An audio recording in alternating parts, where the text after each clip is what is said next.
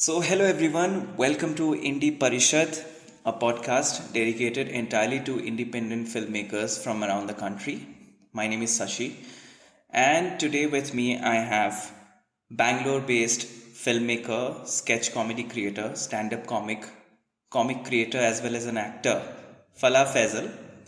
As a filmmaker, he has made short films of his own and also participated in this very interesting documentary called The Other Way, which is itself on independent filmmaking.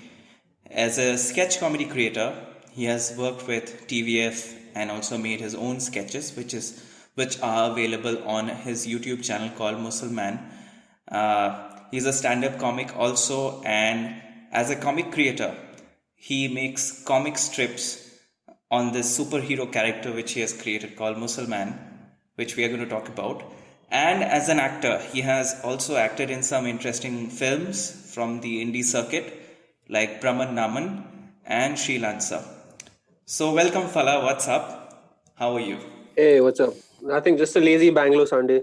How was the intro?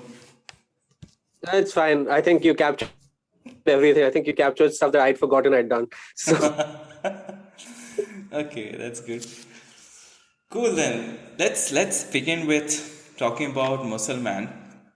Tell me what's the vision with this character and how did you come up with this? so in a way, I think the character of Musalman, I think I came up around the time when I was interviewing to join TVF. So I think Okay. TVF had a character called That Man that they did a sketch Yes. of. So when I came there as a writer, they asked me to write some sort of a script to show my writing skills, and I was like, hey, I want to make something called Musalman versus That Man. So that was one of the earliest versions of the script I'd written.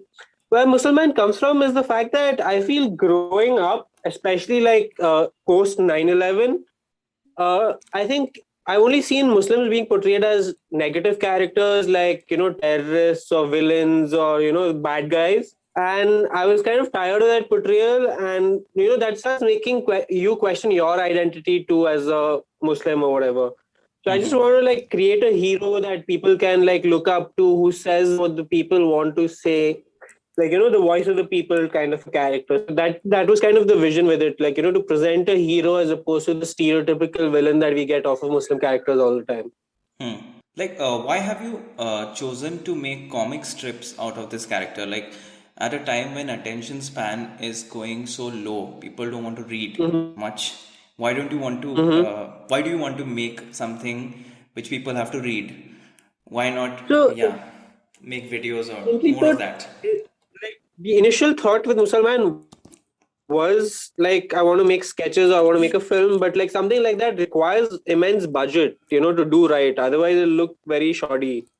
So that's why I chose the comic medium, because in the comics medium you can show anything you want. I can have space travel happen. I can have epic fight with big villains, whatever, and not spend more than 5 to 10 grand making it. Yeah. Whereas if I were to do the same thing in a visual medium, it would cost me like a bomb. It would cost me a lakh, 2 lakhs, maybe more.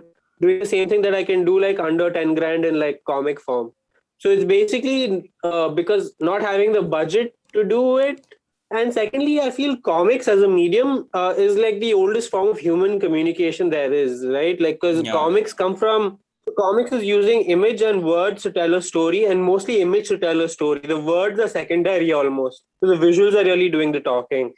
And humans have gone back. If you go to cave paintings that people had, Yeah. or the Egyptian hieroglyphics, all of them, in my opinion, are comics. So comics is the oldest form of communication that humans have ever had. And when you do read a comic, it taps into that part of your brain, right?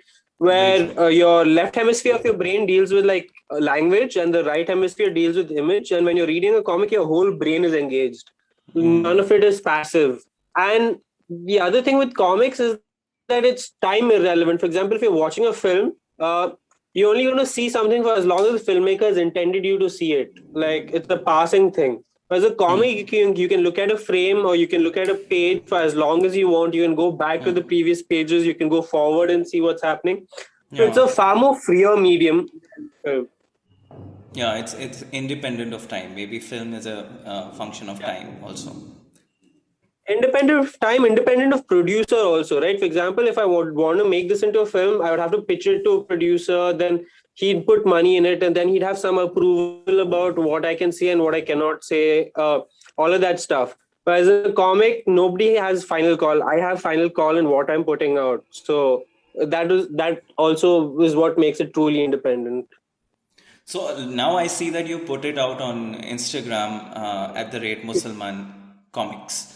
And what's your vision Mm-hmm. with it? Are you going to make like comic books, or are you going to make films out of it like in the near So future?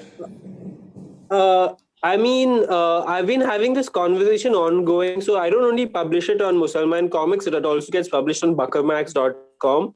And Buckermax is one of the leading web comic publishers in the country. They've like won Comic Con award for best web comic for like 3 years running and stuff. And I keep having this conversation with my publisher, also saying that, hey man, when do we get it in print? And he keeps telling me, dude, print is a vanity, it's a vanity project, there's no money in it. People only do it क्योंकि like उनका pride satisfy करना है कि हाँ like किताब लिखा है types. And the thing is that print limits you in the what you can show, because like in my comics, even if you look at Faladin in a Yeah. web comic, I can make gifs happen inside the comic, like I can have moving elements and stuff like that, and the way I edit.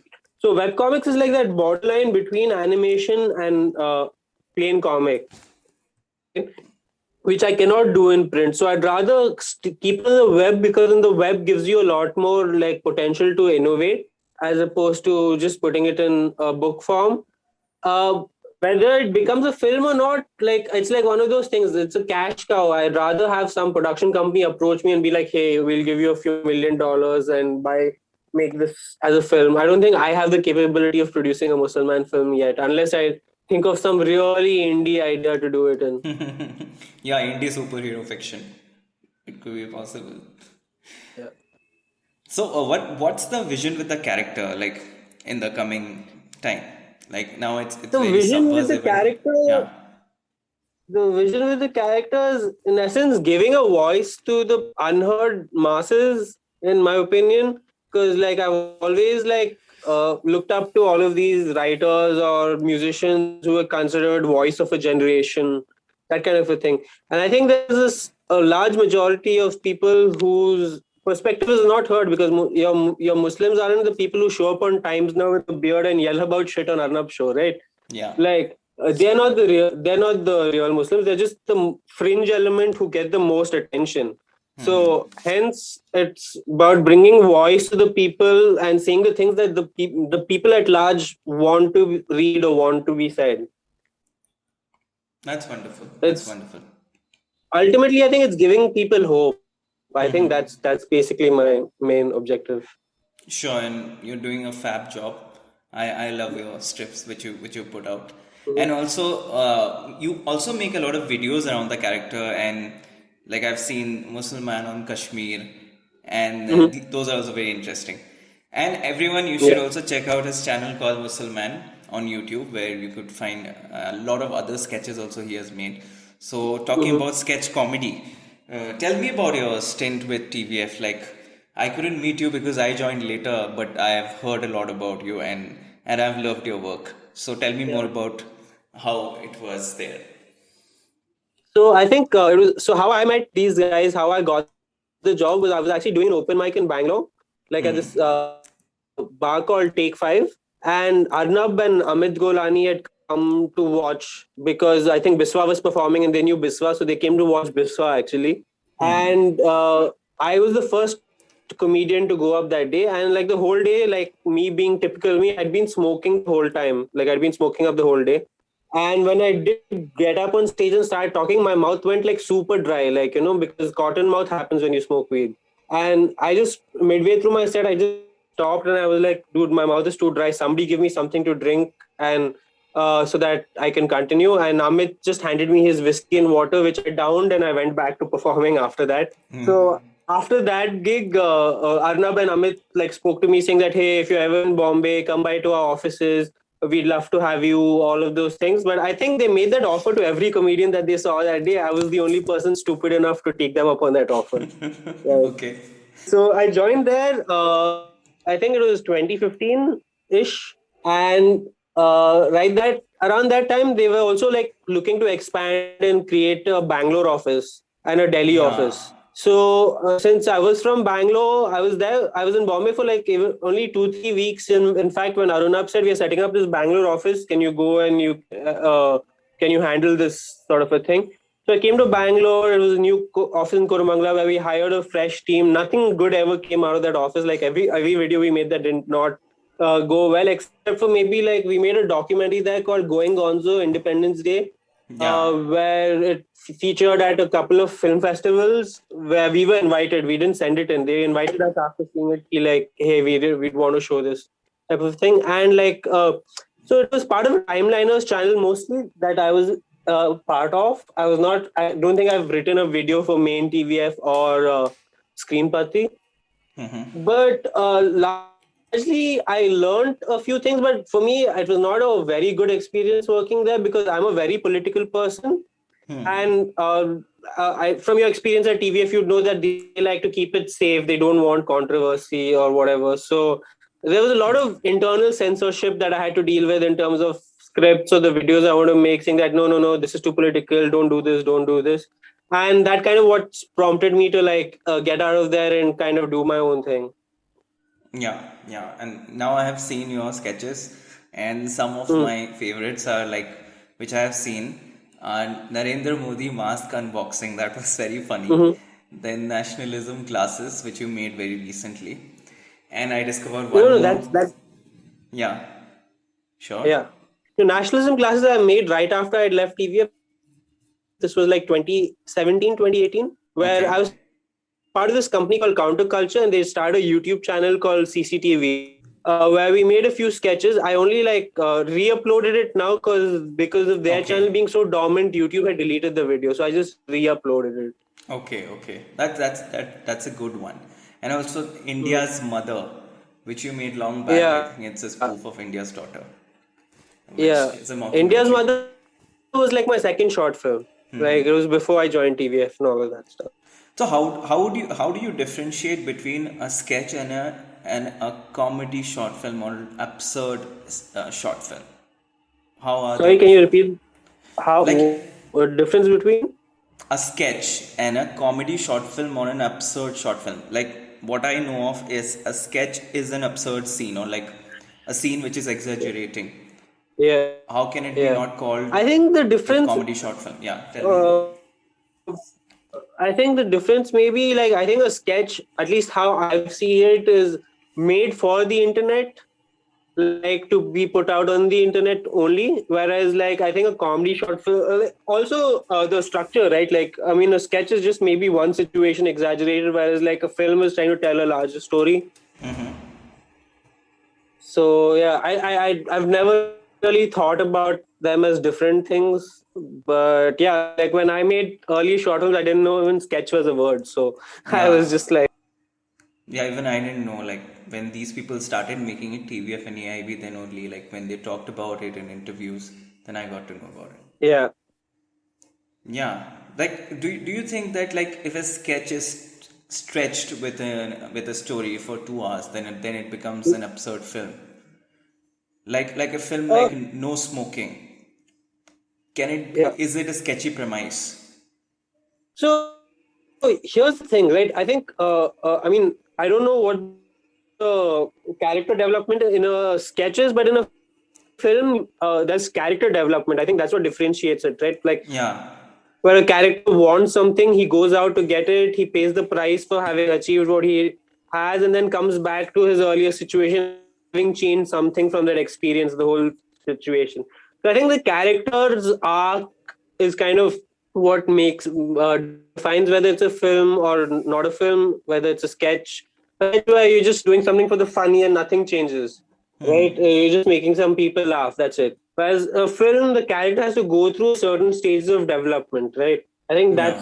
that is the thing. I think in No Smoking, the character does change and develop and has so many experiences happen to him. So hence, I think that's a film. Yeah, it could be made into a shorter sketch, but I don't think it's a absurd premise Yeah. carried to its logical conclusion. Very well said. Very well said. Now let's talk about your work as an actor, and it's I haven't seen Shreelancer yet, but I've seen Brahman Hmm. Naman, and Hmm. tell me, so how did you end up doing this film, and what was it like working with Q? Tell me about that. So basically, I'd auditioned for one of the four main leads. Okay, Okay. and I kind of got shortlisted to play the character that Biswa ended up playing in the Okay. film. And it's Okay. funny is I was shortlisted for that character, and while I was auditioning, I was like, "Hey guys, have you heard of this guy called Biswa? He's really good." So Biswa got the part that I was shortlisted for, and I got demoted to just being like a cameo on screen. Oh, that's so sad. So it's like one of those like खुद के पैरों पे हाँ, कुल्हाड़ी Koladi मारना मार दिया. situation. Yeah. Right. Yeah. And no, so I'd been in the quizzing scene in Bangalore for a couple of years. That time Oh, I used to do college quizzes and stuff. oh, And when lovely. this audition came around, I went for the audition, and I did not really get the part. But when found out who I am, what I do, he made sure that the lead actors come and hang out with me and my friends before the shoot, because he wanted them to get a sense of what the quizzing boys are like and all of that stuff. So it was like a 2 day shoot that happened in Bangalore, where it was very interesting in the sense where I one thing I really admire or learned from Q is how to use drugs and alcohol on set. Basically, I don't know if I should be saying this, Of course, tell but me like more about it.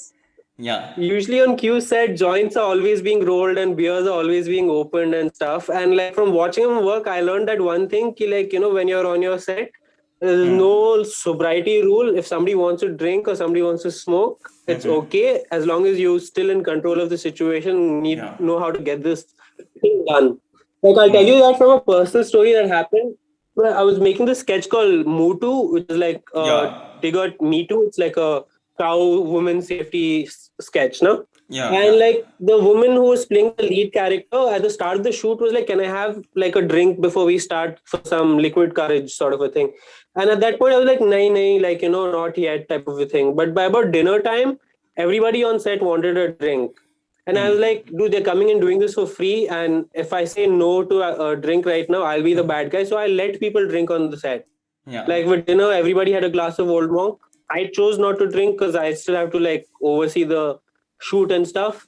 And then when we got back to shooting after that, everybody was way more into it and everybody was throwing suggestions and more energetic. And I think it's a genuinely a better video because I let people drink on set.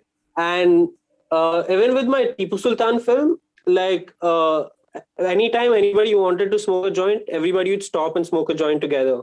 And so that everybody's on the same wavelength. And I think like, yeah, choosing to do that, like getting high with the whole cast and crew and getting drunk with the whole cast and crew were good decisions that enabled it to be better as a video and as a film. These things happened after you worked with Q or before.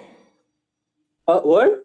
So these sketches which you made or these films which you made, these were made Mhm. after you learned it from Q that you should allow your actors or crew to drink on set. Yeah. Yeah. It's not one of the things that he specifically taught me. It's something just that I observed from watching him work. But yeah, it was after. Has it happened that like someone lost control like after drinking or like someone couldn't be responsible enough because of No, drinking on set? I think with like even with my stand up as well, right? I think of myself as a bar comedian. If I'm in a room full of drunk people, a room Okay. full of stoned people, I know how to handle them. Sober people, I can't stand. So for me, like actually letting people drink or letting people smoke up is an advantage. And I don't know, it works for me. I don't know if I can recommend it to everybody to try this out on their set, but I know how to handle people when they're stoned or drunk, and it always works out better in my case. Okay. Now let's talk about filmmaking and cinema, more about cinema. Mm. And if you could tell Mhm. me about the documentary which you had worked in the other way, which is about independent Yeah, filmmaking. And could you yeah. tell me like how has the indie scene grown like since then? That was made long back, I guess, in Yeah. 2014. How has it S- grown? s- What do you think about it? So the other way was I had very little part to play in it. I think the documentary was made by my school friend called Aniket Das Gupta and Swati, who he was. They had a company at that time. They made Other Way because they were symbiosis students, and this was like started off as a college project for them mainly. And whenever they were shooting in Bangalore, I'd go and help out, type of a thing. So Aniket also shot my first short film and edited my first short film. Uh, and that was the Love Like a Sunset film. But around Yeah. that time, like I was helping them out with shoots and stuff. I think how independent filmmaking has changed since then is I think with the advent of OTT platforms, it has just been absorbed into the mainstream. Is what I feel. Like right now, whatever is independent can go on an OTT that has the same content that a Hollywood, same platform that a Hollywood movie gets, the same platform a Bollywood movie gets. So it gets the same sort of visibility. And I think, yeah, my biggest complaint when it comes to independent filmmaking is when they take on these pseudo serious subjects, right? And they forget the main rule of content is that it has to be entertaining. Like some of these films go on this like, oh, I'm going to make about this problem and I'm going to make a film about that problem and that issue and whatnot, and they just make it drab and boring. That's why the mainstream wins out. Is mainstream mein masala hota hai, and mainstream always, like, gives people what their money is worth or whatever in terms of Yeah, that's our soul. entertainment. Paisa Yeah. vasool kind of a thing. And that's why I think indie loses out, is where in the thing of trying to like portray deeper, meaningful things, they kind of forget about entertainment, which is what people come for. Because ultimately, what do people want from a film except release and escape from their regular lives, right? And sometimes just coming and watching more problems is not probably something what my people might want. Is my complaint with indie cinema.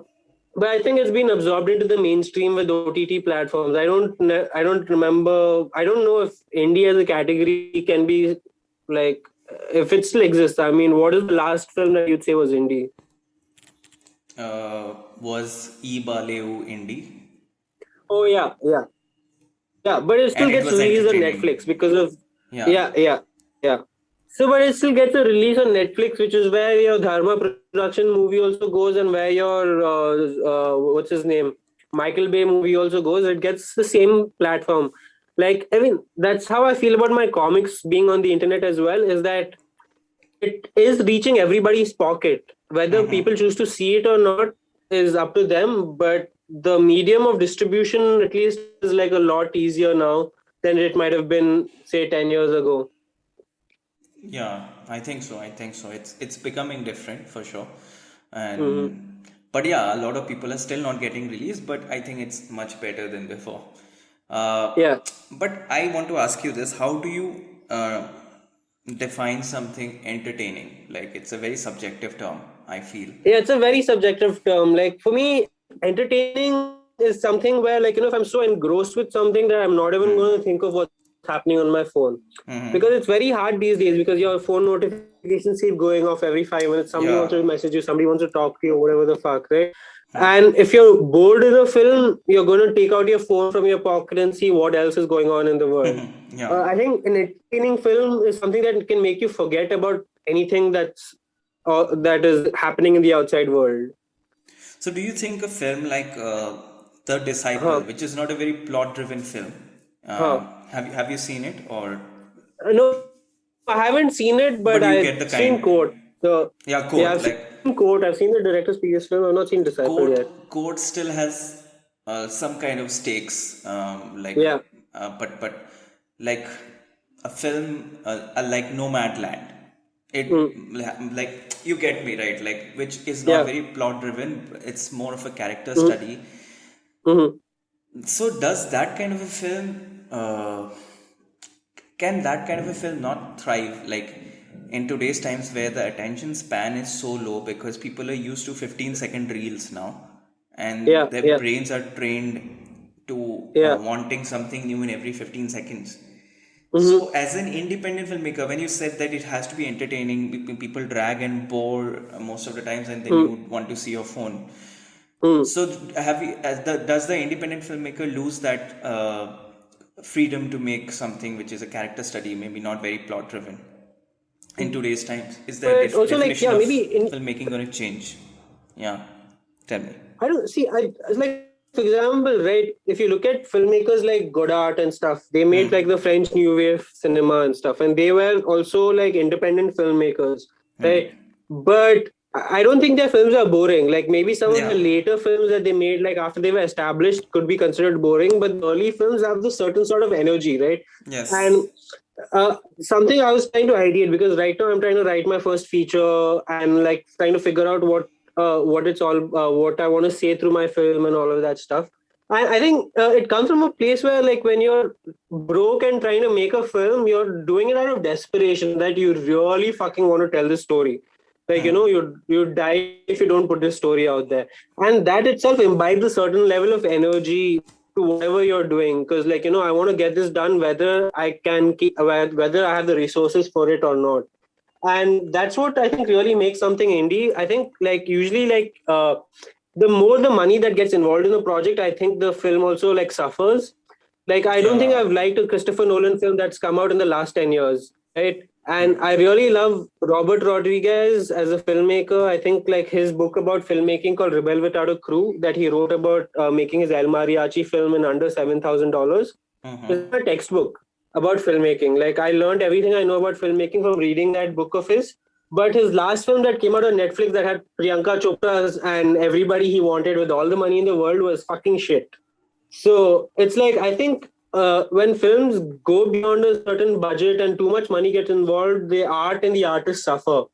So I think that's where indie stands out, right? Is because it's made by desperate people under desperate circumstances, as Yeah. opposed to like having 10 trailers and like vanity vans and all the lights and all the fucking best cameras and all of that stuff, and everybody sitting around and waiting until shot is called.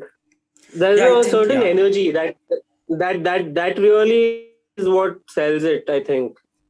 Yeah, I agree. I agree, and I think we have learned that in the pandemic. I think a lot of films have been made with very small crews, and like people have figured out that there has been a lot of hidden unemployment on set. Like you don't Yeah. need a lot of So people for certain kind of so films. one Yeah. of my personal rules has so far been where like in the films that I've done independently, I don't have a crew of more than two or three people, and I've never spent more than $6,000 making a short film.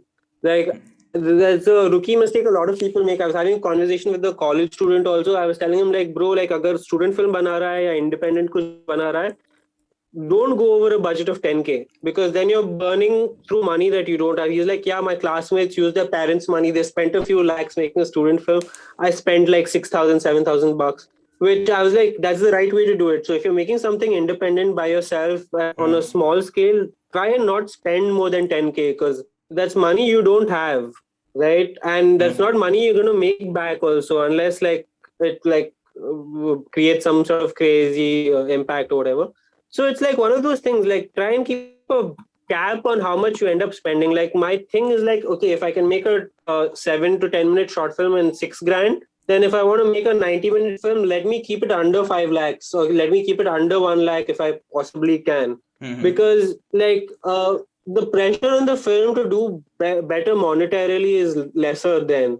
Yeah. And I think that's something that people get lost in. Ki like, oh, it needs to like make back the money that we put into it. And if you put a few crores into it, and if it makes a 50, 60 lakhs, you still consider a bad film or a flop. Whereas if you spend like 80 grand to a lakh and then it makes even just 5 lakhs, it's still a success.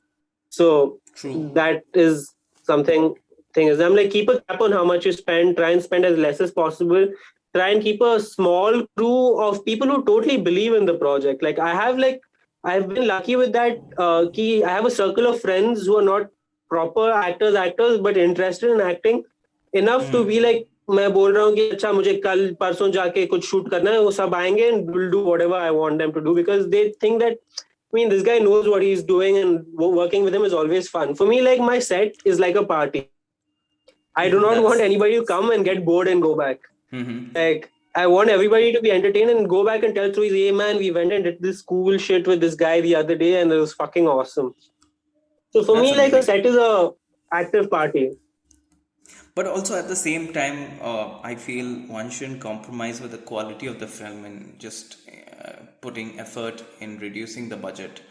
Uh, No, like, so yeah, tell me. so I think Robert Rodriguez also says this thing, right? He says ki like everybody has about 10 bad films in them. Only like after you've made those 10 bad films, maybe your 11th one will be good and worth presenting to the world. So he's like, make those 10 films before anybody knows you, before they are widely seen or whatever. Make them, get it out of your system, and then your 11th film go out and like show the world type of thing. That's his theory, and I think I buy it. But the difference is that with the internet being what it is, all those terrible films also you can put online and get a few views for. Right. Okay, okay. What's the limit that you set to a feature film, indie feature film? 5 lakh, 10 lakh? I haven't made one, but I think I can make one under 5 lakhs. Okay, that's amazing. I'm looking forward to watching that. So, Yeah. what's the general attitude towards independent filmmaking in Bangalore? Because you come from Bangalore, could you tell me more about the Bangalore indie scene? So Bangalore का जो problem है, right? It's like you know how the smartest Indian engineers and stuff leave for the West. Bangalore's problem is that the best comedian, writer, actor, whoever's from Bangalore leaves to Bombay.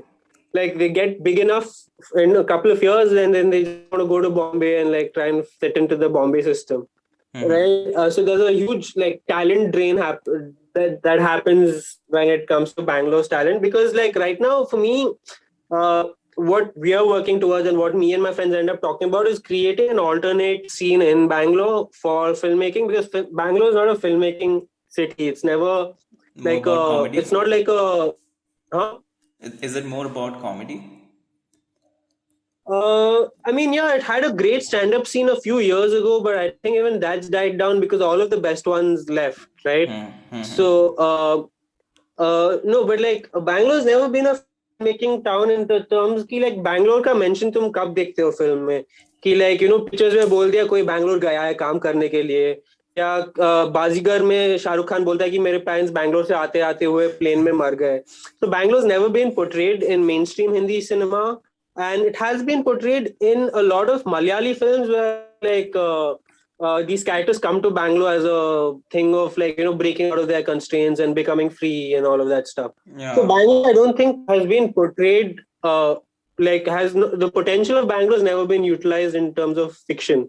And I think that's one thing that me and my friends have been constantly on talks about is how do we do this, because I do not want to be another face in Bombay who's just trying to fit into the system. I'd rather create an alternate parallel scene that is probably more English based, because Bangalore people talk English more than they do in other cities. It's people are way more fluent with English than they are with Hindi or South Indian languages or whatever.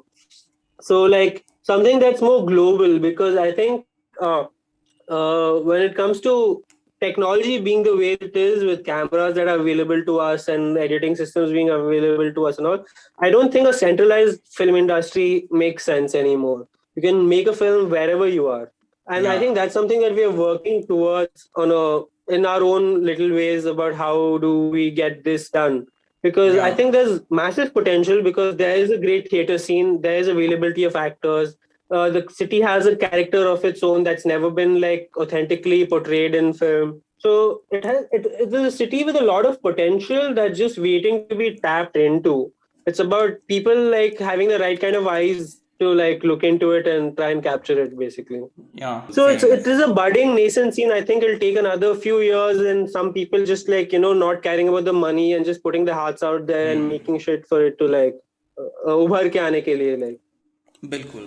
And I think that is, I think happening in many small towns also in India. I think Mhm.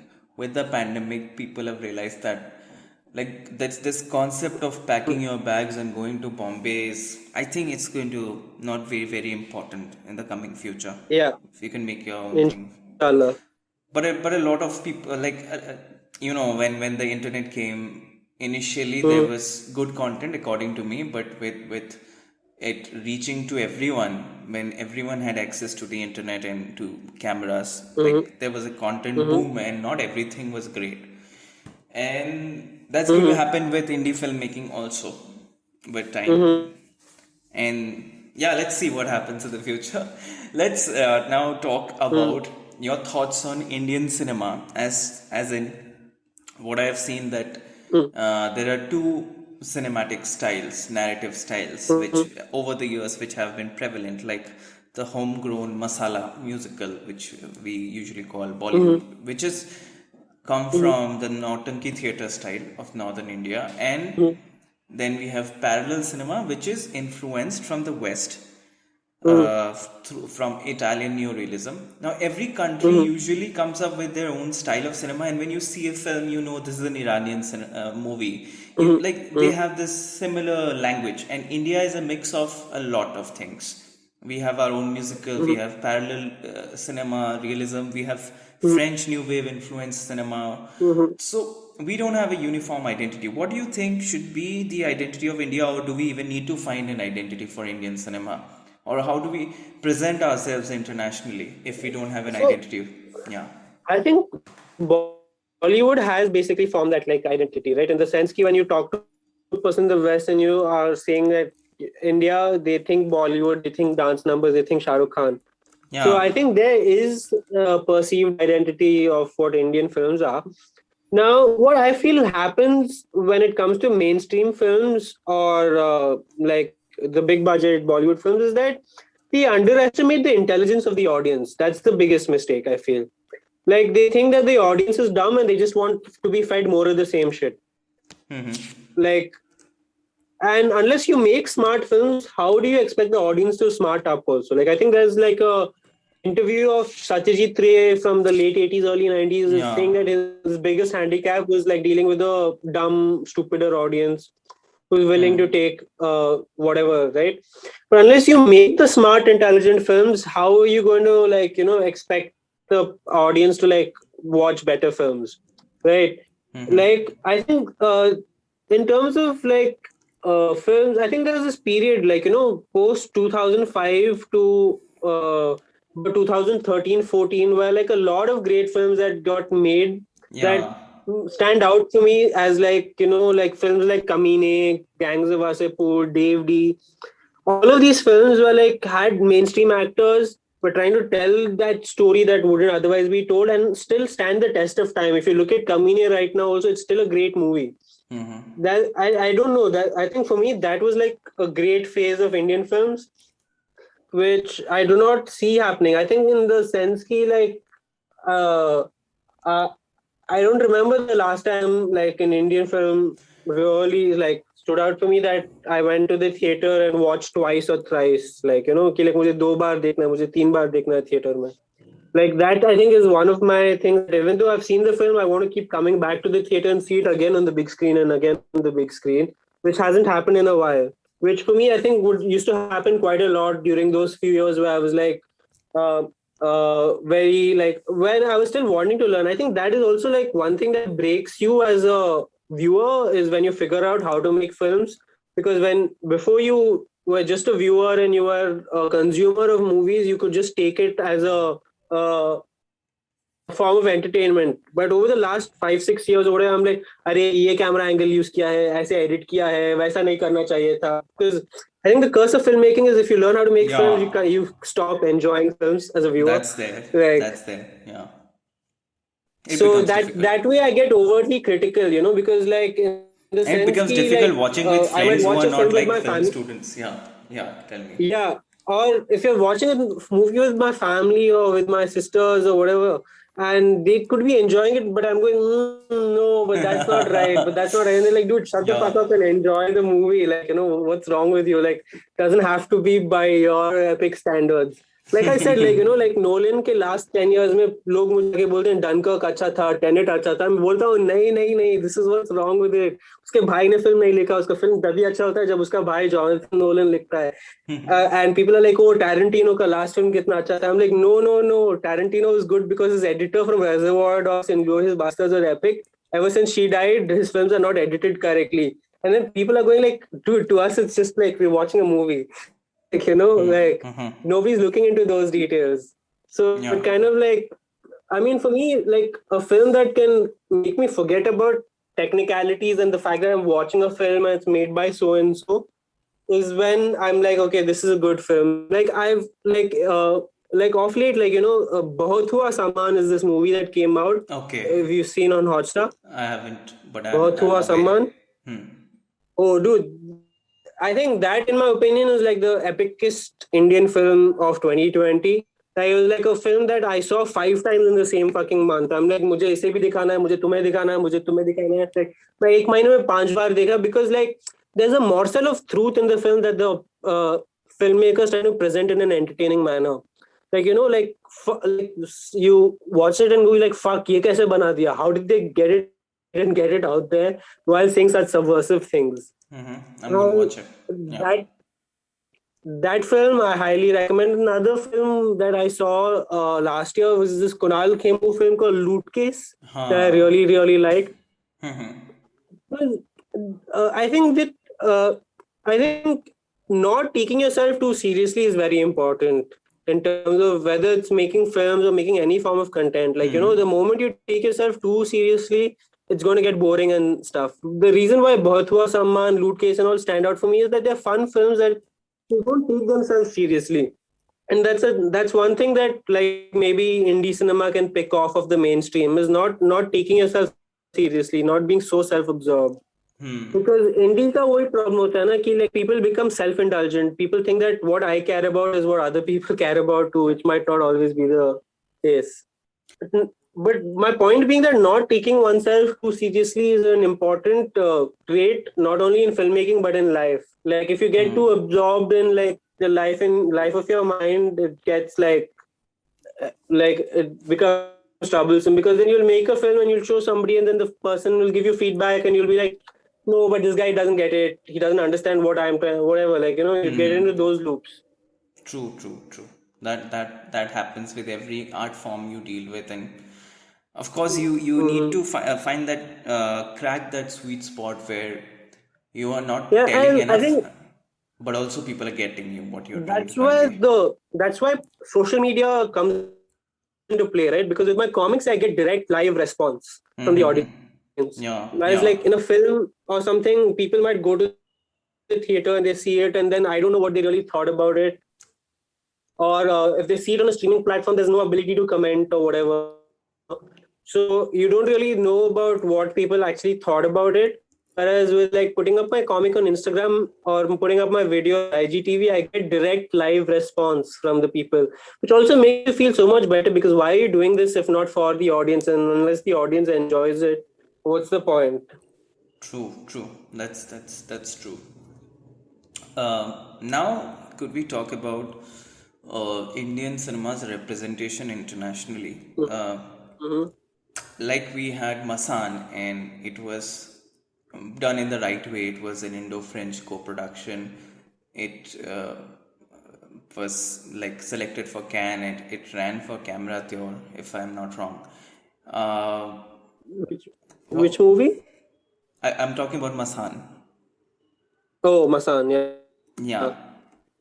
What do you think? Like, why are we not represented internationally well enough? Like, and Because I think yeah, it's a money game, right? Because like yeah, a it lot of these is. film festivals and award functions like Academy Awards and all that stuff takes a lot of lobbying, Yeah, and you need to have that amount of money also to spend campaigns. on going there and like like walking the red carpet in a tuxedo and like being like, oh, we are a big deal, all of that stuff, right?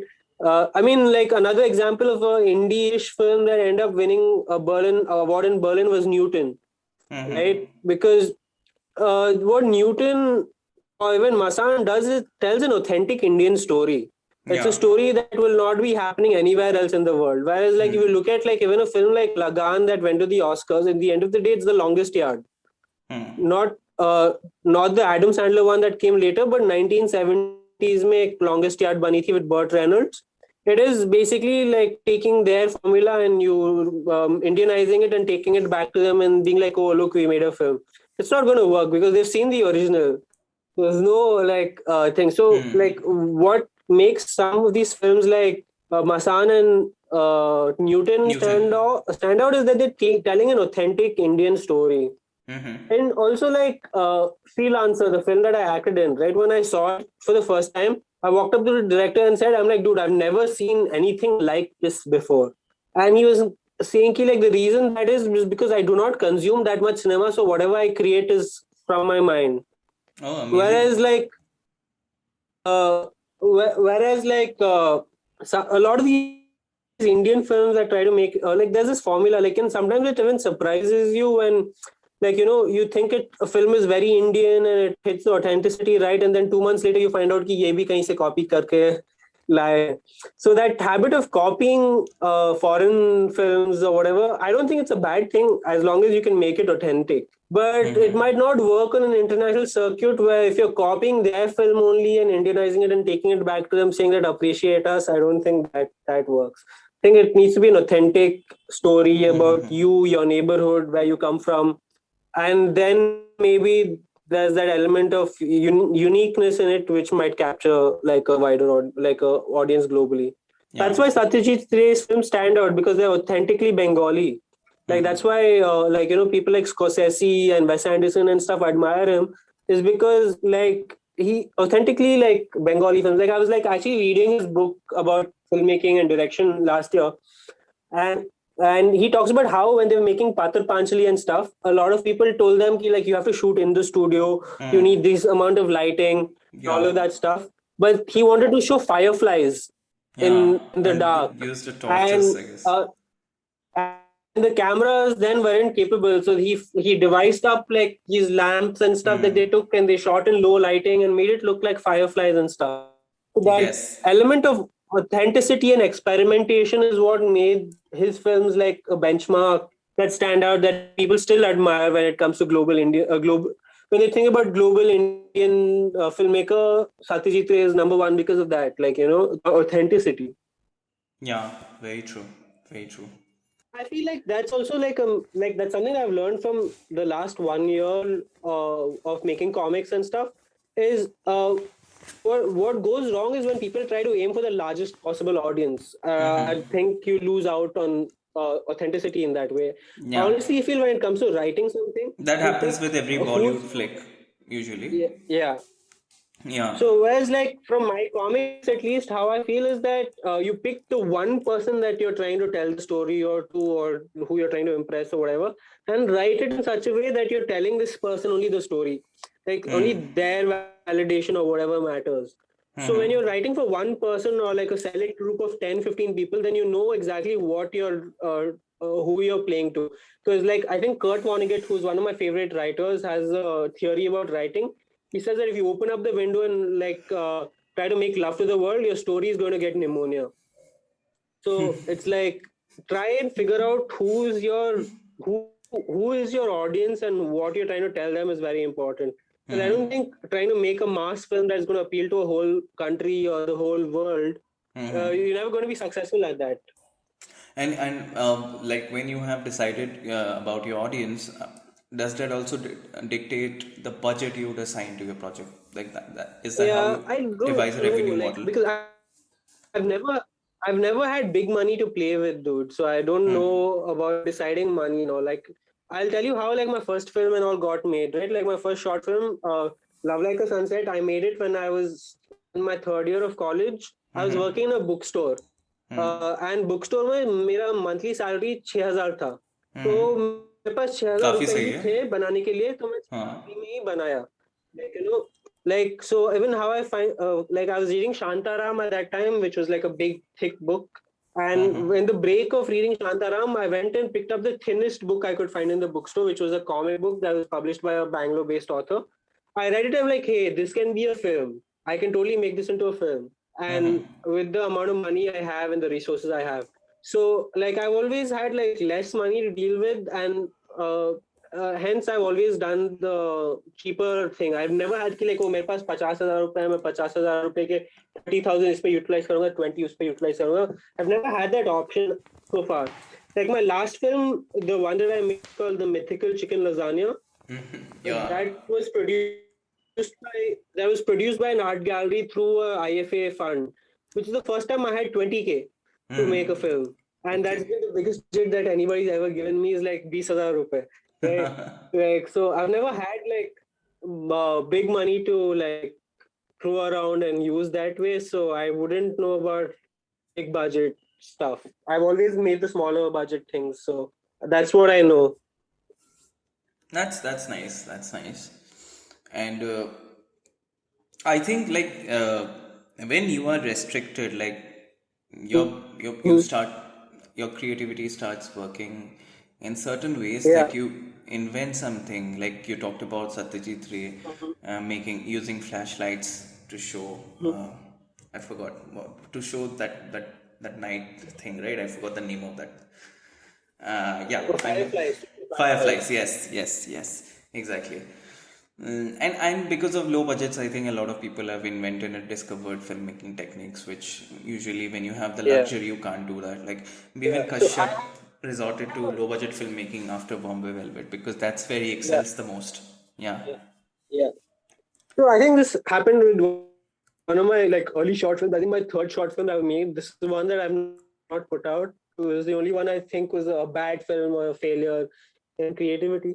But there's a moment that happened in it for me. That's the movie magic, right? Because like I was shooting in Koramangala in Bangalore at a friend's house, and I knew from hanging out there that every 1 hour there's power cut. Like 1 hour there's power, 1 hour there's power cut, 1 hour there's power, 1 hour there's power cut. So, like, knowing that that was my restriction, I planned my shoot in such a way that, like, for 1 hour, we'll rehearse. When the power is gone, when the power comes back, we'll quickly shoot for an hour. When power goes again, we'll rehearse the next bit. When power comes back, we'll shoot it again. That is how we were planning the shoot. And we had one shot left. One shot where this character opens his pot box and has a smile on his face. And just then the power went, and I had one shot remaining to shoot that day. And so you either can wait for a whole hour or you can get it done. And we had small LED lights. So I quickly ran to like the stationery shop. I picked up green cellophane paper, came back, wrapped the LED light, put it in the box, and while the power is still gone, made this guy open the box in such a way that it created a green glow on his face. And for me, that was like one of my proudest moments as a Amazing. filmmaker because like you had those restrictions and you still managed to do something cool with it. Yeah. Like so, yeah, restrictions are very necessary. True. That's the spirit of indie filmmaking. Mm-hmm. That's it. Also, Iranian cinema, which people talk about, is based on restrictions and it does create a lot of magic. Mm-hmm. So, So I also yeah, don't feel like I would be as productive a creator if we did not have such a repressive government. Also, you right? said that Like, like if I yeah in one of your videos you said Modi ji has given me so many jobs. I crack jokes, I yeah, make films, and yeah, also like I'm I in think if we had, anti-national. Yeah. I don't know if we had a UPA 3 or a UPA 4 right now, if I would be the filmmaker I am without the government being the way they are. I think because like that shapes the mindset of the people, shapes the condition you're in. Because especially with stuff like Musalman, right? Like my last comic I put out, I'm genuinely afraid because people could show up to my doorstep to beat me up, given the conditions that they are. Like because you're making it knowing that your life is on the line. If the government gets their way with it, I could be in a concentration camp. You know what I mean? So and that's the level of paranoia, the level of tension that I'm making content in. Hmm. Yeah. And like this thing happened to me last year, which I think really leveled up my personal writing, is that I went to jail in Nagpur. I was arrested and detained and interrogated by every intelligence agency in the country. And that one day of being in jail, I think leveled up my writing in ways that I could not have possibly imagined. If you look at my scripts that I wrote before I went to jail and the scripts I wrote after I came out of jail, Zameen Asman ka farak hai. They're a lot better. So I don't know. Like again, I wouldn't recommend it to everybody, but going to jail helps your writing. I'm sorry I didn't know that though. Yeah, I mean, like I don't know if it should be public knowledge. Public knowledge. Maybe like if you want to edit it out or keep it in, I don't know. It's your call. I have no issue. Yeah. It's There is no sensitive sense. information, but yeah, I think going to jail definitely helped my writing. The larger point being that oppression slash repression leads to better art. Like, maybe a freer society might not produce as good art as a repressed, oppressed society might. That's Because true. I think a lot of the people who are drawn to filmmaking are people who want to break taboos, right? Like, people who are tired of societal constraints, want to break the taboos, want to present their worldview, are drawn to telling Not stories and just telling filmmaking, stories yeah, so telling vividly. stories. Yeah. So I don't know, like there might be conformist filmmakers and stuff, but I think a large majority of There people who are. especially want to do independent stuff are the people who want to break away from the norm and break the taboos and do stuff that people tell them you can't say or do, right? So I think, yeah, like I think I'm really thankful to the powers that be that make me a better creator. So do you think like countries who have a lot of freedom, so the Hmm. art doesn't, like the creativity stops, like does it get lowered or something? I mean, yeah, there can be an element of decadence in terms of freedom. I mean, like, I don't know if I've never like studied that element, but hey, like take a country like America for example, and they have freedom now. They had repression in the 50s and the 60s and stuff, but now you think they have relative freedom, and a lot of like, yeah, we might watch a few good Hollywood movies, but like they make 80% tutty stuff also, right?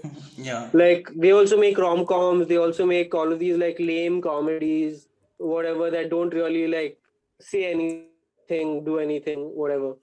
So yeah, maybe that pressure of like truly wanting to express yourself disappears. Okay. But I think they have like then the creativity starts flowing in other directions also. When you have the Hmm. freedom to make Hmm. something, like I think they made a film where George Bush dies or something, like death of a president, which Yeah, was yeah, made when he was already in power. So that kind of a film yeah, requires freedom yeah, as well as yeah, that's also creativity in other directions. yeah, yeah, So yeah, it yeah. works both ways, I'm sure. Hmm. Yeah, like Abbas Kiarostami always But talks also, about like, don't restrictions. you think, like, don't you think, like, filmmakers or whoever, like, storytellers, creators, at the end of the day, are looking for acceptance and appreciation, right? Like, you want to be understood as a human being. Like, hey, these are the Of thoughts that course. go on in my head, and I want more people to like see it and Yeah, understand the kind of person that I am, and that's kind of where art or creativity comes from. yeah, So I don't think that really matters what the country's larger perspective is or whatever. It's just like a desire to like find more people like you. totally. I agree with that. Like, I always have this thought that when I watch a film, I feel something, but I'm not able to explain it very like properly. Mm-hmm. Like film critics would write about it so beautifully. People would critique a film. I don't have that Mm-hmm. ability. I can't do that. I don't understand how people can put it into words, like how beautifully they can do it. But I do Yeah. feel something, and it's very disturbing that I can't express it in words. And gradually, I Mm-hmm. started understanding maybe I want to express it in the audiovisual medium, and that's why maybe I want to Mm-hmm. make films. So you do find your own Mm-hmm. medium to express your thoughts, and yeah, Yeah. that's the very purpose of art, to feel Mm-hmm. connected and to express what we Yeah. think, how we make sense of the world around Yeah, because us. like the best kind of art is the one that makes you feel less alone as a viewer. कि like bro मेरे जैसे और लोग हैं दुनिया में जो कर रहे हैं ऐसा. Like one of these films which I really like love is this film called Sorry to Bother You. Have you seen that one? No, I haven't. So I'd highly recommend it. It's by this filmmaker called Boots Riley. He made this film called Sorry to Bother You, and it's the kind of film that me when I watched, I'm like, I'm opening up my laptop and I'm writing a script today because I know like there are people like me out there, and if they can get something made, I can get something made. That's the kind of like energy and like vibe like that film gives off. Yeah, and it makes you feel less alone in the world. Feel like, yeah, like I'm kind of fucked up, but there are other people who are just as fucked up, and they're making art, so I can also do so. Like it gives you that motivation, that that Kira in your thing starts sticking again. Totally. I agree. When you watch a good film, you like these lines are from Hossein Sabzian, who starred in Abbas Kiarostami's film Close Up. So there was a Mhm. documentary made on this person later on, where he says that when I watch a good film, I feel reborn and I feel as if I made this film. I identify with the actors and the Yeah, directors, and I yeah. completely relate to that. Like when I'm saying it right now, Hmm. I'm getting goosebumps because you just feel like that. Like, so this is my story, and I also Yeah, made it right now while watching it, as I kept making it while watching yeah, it, and you yeah, get triggered into making your own one. So, yeah. Like, uh, yeah, tell me. huh. Cool. So I Yeah, mean, you. even the last great theater experience that I had pre-pandemic was when I went and saw Knives Out in the theater, the Ryan Johnson movie, Yeah. Knives Out, and it was like a house full. And when the movie got over, I looked around and everybody had smiles on their faces. Everybody left the theater smiling because everybody in the theater knew that they'd watched a good film, that we'd shared this collective experience, and we all think the same way about what we just went through. And that's kind of what the beauty of cinema is, right? It's a social art form at the end of the day. It cannot be created by one person sitting in one room, unlike writing, unlike my comics. You need people interacting, people playing off of each other's vibes in order to like create a film, whether it's at an ideating stage, whether it's the shooting stage, whether it's the editing stage. It's ultimately a people's medium, like, and it's nothing without the people. Very true. Hmm. I think it's one of the most powerful inventions, as someone had Hmm. quoted this, I think, of mass communication, and Yeah. it has the power to influence people. And of course, people are using it for different reasons, the medium Hmm. of cinema. And now we see that there has been a lot of movies are being made about the state now. Hmm. Like a Rang De Basanti couldn't have been possible today, which was made Hmm. back then. So, Yeah. the last we have come to towards the end now. I have just one last Hmm. question for you. Like you said, there are conformist filmmakers also, and Hmm. but when you make something indie, you want to put out what you want to say. But Hmm. how do you balance between the art that you want to create and what the market demands, the demands of the market? How do you do that, or do you not care I about the market at don't. all? Yeah, I don't think I care about the market at all. I don't think anybody is asking for a Muslim superhero, or nobody's like, would have like funded a Muslim superhero thing ever. It was up to me to be like, this is what I want in the world, and this is what I want to see in the world, and going out there and creating it. I don't think there's ever been a market demand thing that has ever worked for me. For me, like the basic morsel of what I try to do or what I want to do is I want to fuck around with people's minds at the end of the day, right? Like like hit them with shit that they'd never thought could exist or saw coming from any side or angle ki like ये आदमी क्या trip पे ये क्यों कर रहा है ऐसे. Like even like you said Rang De Basanti could not be made today. I made Rang De Basanti too. Like Yeah. right. Nobody was asking me to do it. I did it at a time where Tipu Sultan was the hottest topic in Karnataka. It was around his birthday time where the BJP government is trying to ban him as a person, and having all sorts of negative propaganda going out. And I'm going like, no, I'm going to stand and make a pro film at a time where like I could potentially be beaten up, right? Especially that movie. Uh, so I was dressed up in full like Tipu Sultan costume when I went to the costume shop to pick up the costume. The costume shop guy is itself saying, "Why are you hiring this costume? You know he was a tyrant, right?" And I'm like, dude, if he was a tyrant, then why do you have the costume? And he's like, okay, just don't do anything that might get you into trouble. And then I was in full costume, and we went and shot in like Nandi Hills. Nandi Hills is like a hill station near Bangalore, which was made by Tipu Sultan. Like it was just a hill, and he built a fort over there and stuff. And all of these families that are coming to holiday there, uh, anybody who had a saffron sticker or a tika on the foreheads wanted to beat me up seeing me in Tipu Sultan costume.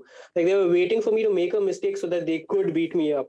I had to shoot it guerrilla style, like shoot, and go. and without making a mistake, there were Muslim families who wanted to come and like take photos with me. But the irony was that these people are coming to holiday at a place that Tipu Sultan built while being mad at Tipu Sultan, right? And mad at Yeah. a guy who's dressed up as Tipu Sultan. So I think if I cared what people thought about what I'm doing, I wouldn't do anything. I would just sit in my room and fast. Uh, Okay. so I don't know. Market demand has never been like something I cared for. I think for me, it's like Yeah. wanting to fuck around with people's minds, presenting realities that wouldn't otherwise exist, and in general, like like and make people who are like me feel less alone. Like if somebody who's like a Dalit kid looks at my comic and thinks there should be a Dalit superhero, he should be enabled to go out and create that superhero. And somebody who's a woman or LGBTQ who looks at my superhero and says that they need representation in the superhero format, that they should go out and make that superhero themselves because it's that easy to do it. Like showing people how easy it is to actually create something. That's wonderful. That's wonderful. And with Yeah. that, we shall end this podcast. And Mhm. thank you so much, Falah, for joining me on Indie Parishad. Yeah. And all the best with Musalman and the screenplay that you're writing right now, Mm-hmm. your first feature. And Mm-hmm. also in developing the Bangalore indie circuit. And I'm Mm-hmm. sure you're going to make a lot of great stuff. And also do keep acting in wonderful films like you've been doing before. No, Thank you no, for no, no. I joining think me. I think I think Yes. I've always been an accidental actor. I've never wanted to act. I end up acting because I have no other option. But off late, I've been finding other actors, and after my last short film, I'm like, I don't want to see myself on screen. I'm better off behind. That's basically my perspective. But I would like to keep seeing you. Like if you get a chance, don't turn it down. Keep doing it. Yeah, yeah. Like of course I your won't choice turn of it down films if are really I'm good. given the Good. chance. So I like how Tarantino or Hitchcock appear in their films, Huh. like as a cameo passing character. I totally love to do that, but I don't think carrying a film, being like front and center of camera is something I like want to do. So yeah, Sure, I think cameos are good enough. Like I love yeah, it. It's wonderful when the director makes a cameo appearance. Like every yeah. time. It's always like you go like, oh man, this guy can write, direct, and also do this. Like super talented आदमी. True, true, true, true, true. Do you also like what else do you like doing like other than writing and directing? Do you like doing your music? Do you like uh, doing other stuff like editing your own films, shooting? Like I mean, yeah, I read a lot and I listen to a lot of music. But with music, I just have like a tone deaf ear. Like I've listened to thousands of songs. I still can't understand how a sound like that is made from a guitar, or how do these people hit drums this fast to create this sound. So I'm like tone deaf to those things. I can enjoy it as a consumer. I do not know how they get made, and I think it's a good thing. I can sit back and think. So like filmmaking captures all of the other arts as well, right? Because filmmaking is a collection of literature, the collection of it has musical rhythm, it has the visual element from painting and photography and all of that stuff. So filmmaking, anyways, is the ultimate highest art form that you can attempt. So I don't. I think that's my ultimate goal. I don't It's think an maybe amalgam of all comics the is art the only other forms thing because that have existed. yeah, and only comics right now. I've started reading a lot of comics because I want to know because like when it comes to filmmaking, uh, Scorsese says that there is something called visual literacy. You need to watch a lot of films to understand what a shot is used for, what a cut is used for, all of that stuff. So in order to make yours right, so and since I started making comics, I've started reading a lot more comics to understand what has already come in the medium before. So yeah, I think comics has been like it's a liberator in fact because like right now I'm not restricted but about what I'm able to capture on camera, what actors can do or what sets I can create because I can literally show anything. Like I can have Elon Musk appear as a character. I can like have a space thing. I can have a giant monster. So I think my advice to somebody who wants to make films but does not have the resources, make a comic is what I would say. Like because it's the easiest form. Because when it comes to like writing a comic, you're basically making a trailer. Like you're taking the juiciest bits of the story, the highlight reels of the story, and you're putting it down in such a way, just the entertaining bits. So if it does get made into film, you'll have to have a lot of like elements of like, yeah, this character's putting on his clothes. this guy is eating, this guy is Yeah, walking. All of those things go out of the window when you're true. creating a comic. Comic is the juiciest, most entertaining part of the story put down to paper. So yeah, Yeah, if you do not have a budget to make a film, make a comic instead. that's a great advice. And on that note, we Mm-hmm. shall end it. Thank you, Fala. Mm-hmm. And I have had a lot of Right. takeaways today, and I'm sure people are going to be also Yeah. be benefited from this conversation. Thank you for Thanks, man. joining me. I'm going to meet you soon. Take Thanks for care. having me. Yeah. Take care. Bye.